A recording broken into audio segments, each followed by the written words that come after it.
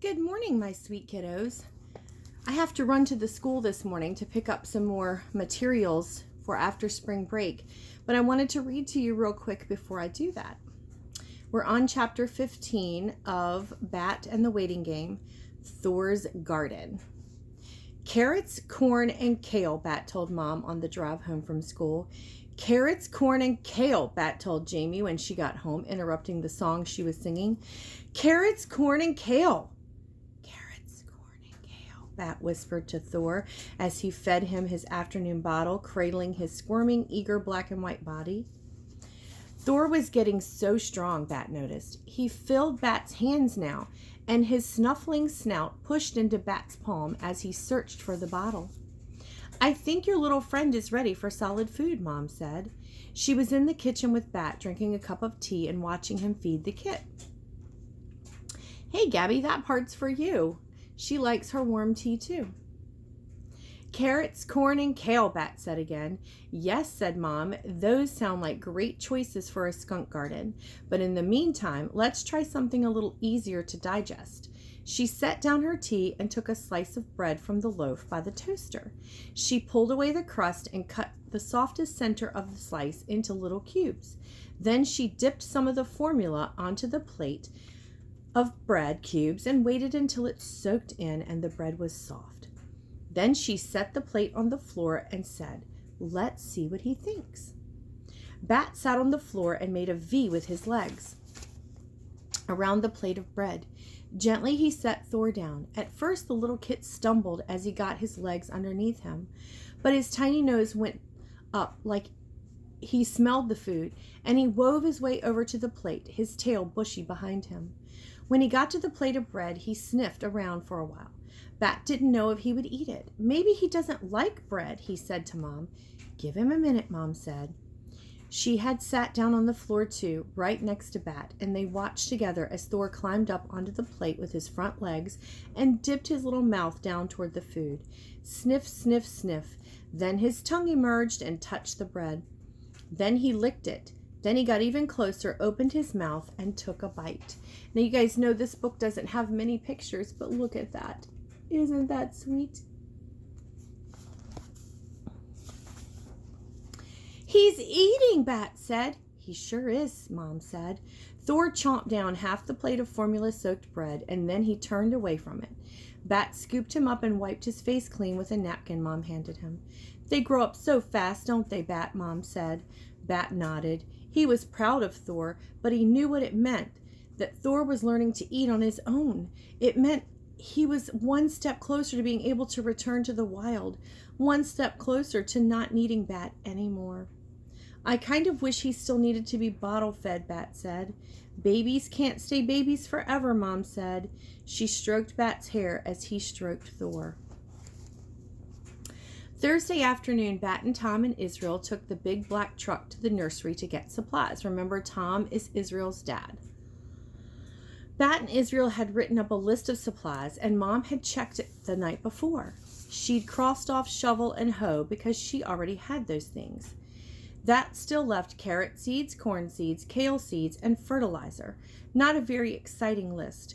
When they'd found everything they needed, Tom drove them all back to Bat's house so that they could get to work.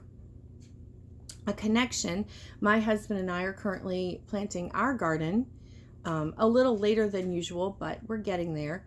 And our sweet potato, my friends, I brought that home and it has rooted, and I will be planting that in the garden.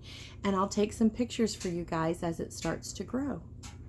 Bat had never been at his house without another member of his family being there, and he wished suddenly that Janie were home.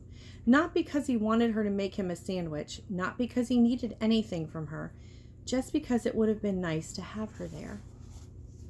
He found the key just where Mom had promised to leave it, under the second biggest potted plant on the front porch, because the biggest one was too heavy to move, and used it to open the front door. Then, standing in the hallway with Tom and Israel, Bat suddenly felt shy. But Israel raced straight through to the kitchen, down the steps, and into the backyard. Come on, Bat, let's garden. Half an hour later, the garden box was planted. Tom had found a couple of pieces of wood and some old paint in the shed, and when Bat and Israel were done smoothing over the dirt, he said, "What do you boys think of this?" It was a signpost that read, Thor's Garden. "It's perfect," said Bat. Tom hammered the sign into the dirt, and they all stood together admiring it. Now they just had to wait for the plants to grow.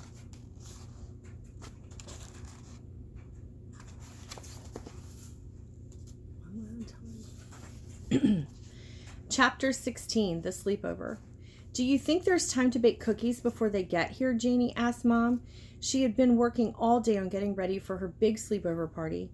3 friends from her school musical were going to arrive any minute, and Bat had been watching her flurry of preparation with curiosity and maybe just a touch of jealousy. "You already made brownies and ordered pizzas and had Mom take you to the store for 3 different kinds of juice," Bat said, thinking that the 3 different kinds of juice, Janie shouldn't be so selfish about not letting him open one, even a little, before the guests arrived. "I know," Janie said, twirling her hair up into a bun, "but I can't remember if Corina said she doesn't like brownies or cookies. I thought it was cookies she doesn't like, so I made brownies, but now I think I might be remembering it wrong." "I like brownies," said Bat, "and I also like cookies." "I know, Bat," Janie said, rolling her eyes. Bat hated when Janie rolled her eyes at him. It was rude.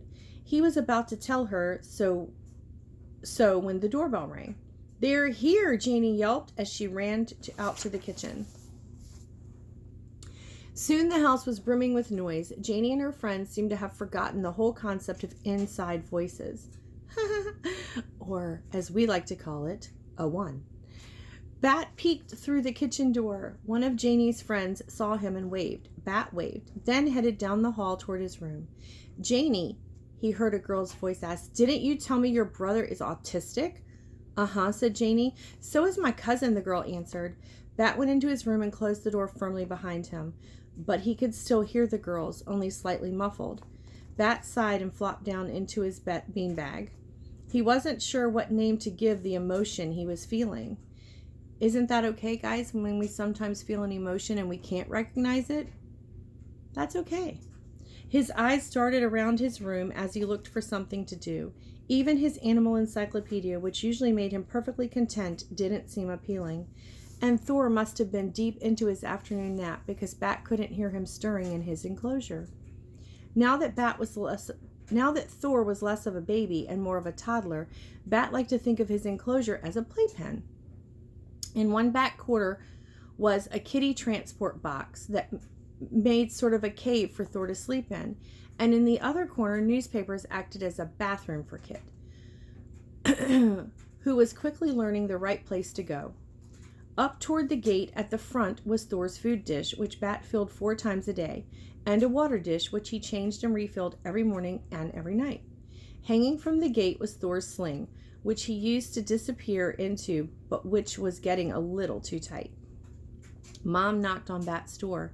He knew it was her because of the way she always knocked in a little pattern. Knock, knock, pause, knock. "Come in," he said.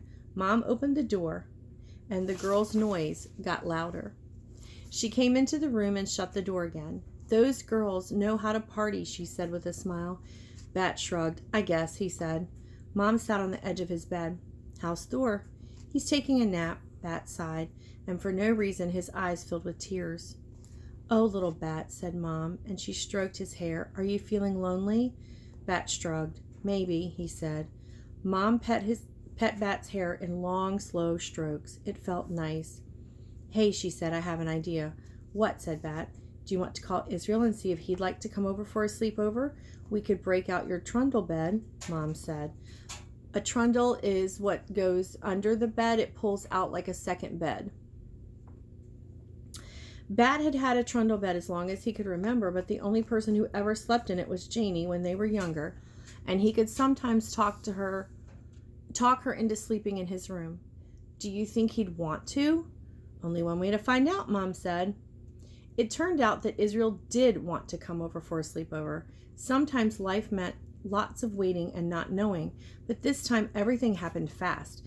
Israel answered the phone on the second ring, and he said yes as soon as Bat asked him if he wanted to come over. And then Bat's mom talked to Israel's mom, and within half an hour it was Bat's turn to open the door when the doorbell rang, and it was his friend standing on the front porch holding a pillow and a knapsack.